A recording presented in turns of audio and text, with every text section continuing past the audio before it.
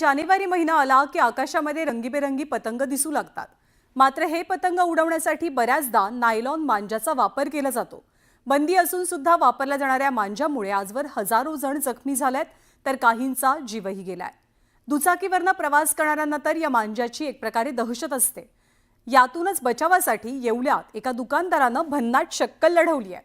एका तारेच्या मदतीने या मांजाच्या जीवघेण्या हल्ल्यापासून आता वाचता येणार आहे। बाईक किंवा स्कूटीला एका विशिष्ट उंचीवरती ही तारेची कमान लावली जाते। त्यामुळे मांजा आधी या तारेला अडकतो आणि त्यामुळे बाईक स्वाराचा जीव वाचतोय।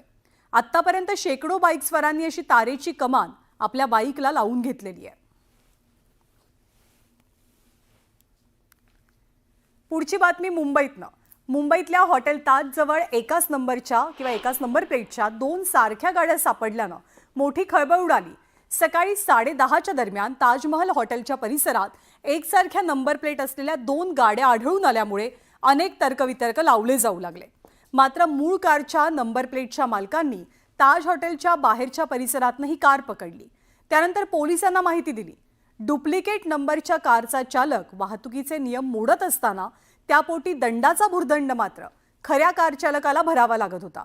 गेल्या 6 महिन्यांपूर्वी डुप्लिकेट नंबर प्लेट संदर्भात आरटीओकडे तक्रार केल्याचंही त्यांनी सांगितलं।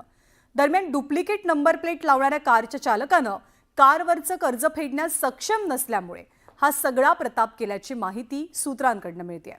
त्यानं त्याच्या वाहनाचा शेवटचा क्रमांक 3 होता, जो 8 असा बदलला। यातील मूळ वाहनाचा नंबर MH01EE2388 असा होता आणि संशयित आरोपी चालकाचा कार क्रमांक MH01EE2383 असा होता। त्यामुळे त्याने शेवटी जो 3 हा आकडा होता त्याचं 8 मध्ये रूपांतर केलं।